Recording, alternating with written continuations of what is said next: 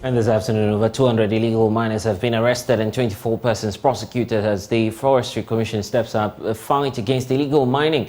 We know that the Rapid Response Unit of the Forestry Commission at Joboso arrested 10 persons, including 4 Chinese nationals and 2 police officers, Detective Sergeant Yahya Andrews and Lance Corporal Azantilo, for engaging in illegal mining.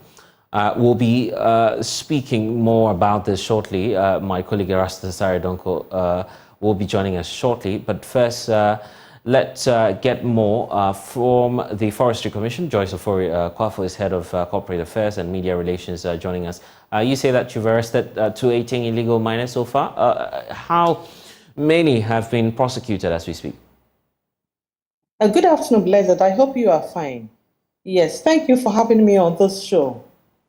From January to today, as I speak with you, we've been able to arrest 218, and out of that, 24 persons have been successfully prosecuted and handed over their various sentences and fines. The rest of the cases are pending in the various courts across the nation. And as soon as it comes to an end, we will let you know the outcomes. But we strongly believe in the judicial system. We seem to be having a challenge there. We'll definitely reconnect and, of course, get you some more updates on that. I will also, with the Eco-Conscious Citizens Ghana, thank you for spending some time with us. The point about, the latest arrest we're hearing of, how is this coming to you as Eco-Conscious Citizens? The question wasn't clear. The sound is a bit low. How are you receiving this, latest reports that we're getting through from the Forestry Commission? Well, I mean, it's a good thing if those involved in illegal mining are being apprehended. So that can only be a good thing. So it's, I would say, to be positive news.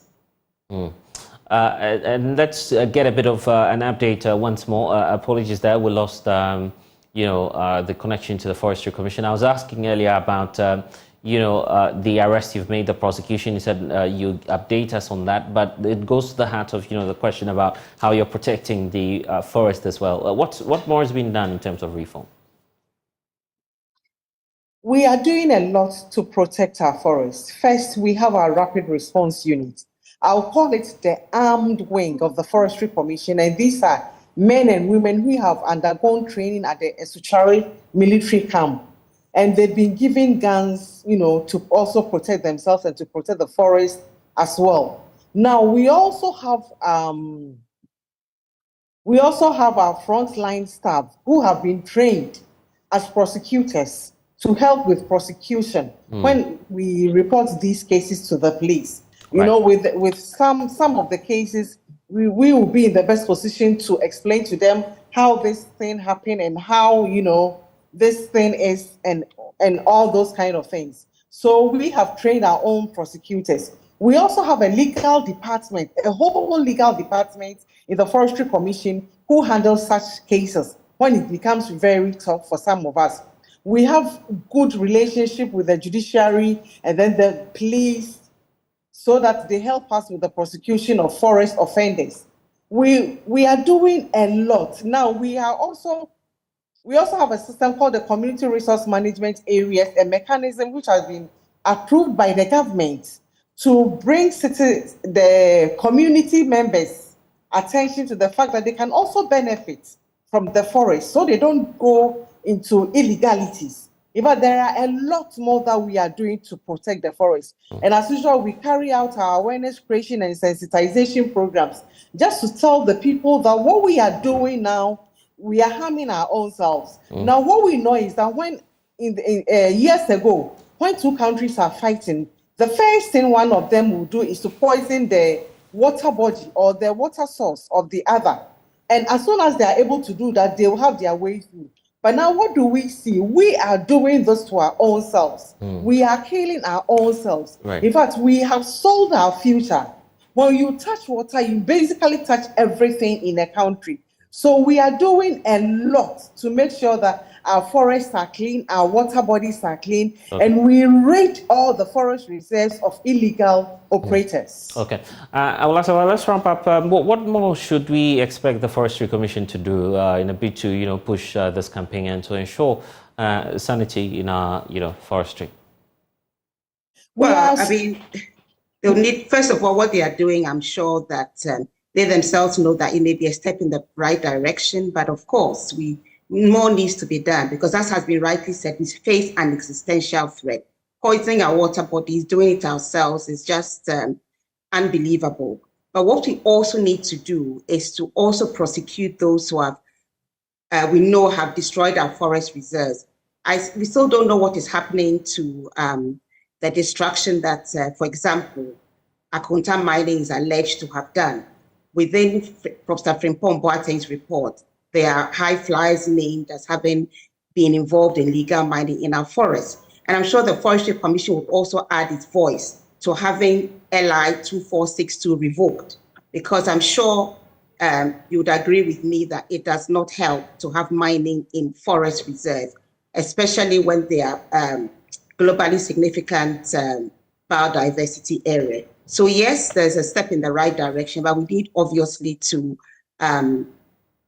redouble our efforts, because when the last tree dies, the last man dies. And there's absolutely no point in going to COP28 when we ourselves are actively destroying our forests. It's just unacceptable, and something needs to be done.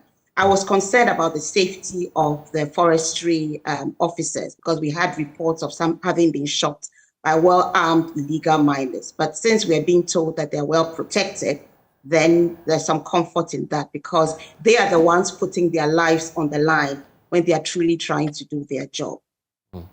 Any final words from the Forestry Commission to the people of Ghana? I'll use this opportunity to appeal to all and sundry that the forests that are there, in as much as Forestry Commission has been named as the one protecting it, the benefits are being enjoyed by all. So let us all protect our forests. Let's say no to galamsey and illegal felling of trees in the forest. Let's say no to poaching. And as we are approaching the dry season, we should be careful of bushfires. And if we are able to protect our water bodies, we protect our lives. We protect these water bodies for posterity. And the country will be an enjoyable one for all of us. But if this continues, we also appeal to community members especially to give the Forestry Commission information about anything or anybody they suspect of being an illegal operator in the forest. They should kindly inform us and we'll quickly take action. Thank you very much. Thank you. And that's Joyce. Joyce, thank you for spending some time with us. And also to you, Awulas, joining the conversation on to Parliament, because the minority there is warning that there will be a significant hike in the cost of fish this festive period due to a myriad of factors, mainly the scarcity of premix fuel, contributing to the debate on the approval of the budget for the Fisheries Ministry. Minority spokesperson on Food and Agriculture, Eric Opoku, explained that the fisher folk have been struggling to access premix fuel over the last few months. So for 2023, the Premier Secretariat targeted the supply of 107 million litres of premix fuel. Unfortunately, as at the end of September, the Secretariat is reporting that only 25 million has been discharged out of 107 million. Mr. Speaker, within the same period last year, the ministry was able to do 39 million. So you see that this year, the fishers are not getting the premix fuel. The only explanation the ministry gave was that suppliers are unwilling to supply the premix because of the forest losses. The vulnerability in the exchange rates leading to forest losses, as a result of which our farmers are not getting the premix fuel. So they are now buying from the market at the prevailing market prices. And that explains why fish prices are going up. Mr. Speaker, the food inflation we are witnessing is partly being driven by prices of fish in our country, because the fishers are not getting the subsidized premix fuel even though they are ready to pay the little that they have to pay. And government is also ready to subsidize it. The extreme rate vulnerabilities is having a toll in all these sectors. And it is an issue that must be addressed urgently, especially now that we are moving into the Christmas festivities, where a lot of families will be consuming fish. The price of fish is likely to go up during the festivities because the demand will rise. Eric Opoku says the 2021 Best Fisherman has still not received his award of a two-bedroom house, and the Fisheries Ministry is now requesting additional funds from Parliament to construct the house. Farmers' Day celebration. Mr. Speaker, this is a very important celebration that every Ghanaian must observe. Unfortunately, during the celebration, the best fish farmer is not given the award. In 2021, the best fish farmer was to be given two-bedroom house. The ceremony, which was attended by His Excellency the President and all the state apparatus, Mr. Speaker, it was all over the country that the best fish farmer was going to be given two-bedroom house. As we speak, the house has not been completed. And the ministry is now asking for 500,000 Ghana cedis, 500,000 Ghana cedis to be able to complete the building and then hand it over to the best fish farmer. Mr. Speaker, this is something that must not be told anywhere. We don't have to allow this to happen. Somebody has worked very hard to put food on our table. And as a nation, we want to recognize his contributions. We are saying that, look, we are giving you this as an award. We have told the whole world that we are giving the person two-bedroom house. 2021, we are now doing 2024 budget. And we are now looking for 50,000 to be able to complete the facility and hand over to the person. Fisheries Minister Hal Kumsin explained that the delay in awarding the fisherman, actually with the two-bedroom house, was due to some investigations conducted into the award. Mr. Speaker, you also made mention about the Best Farmers Award.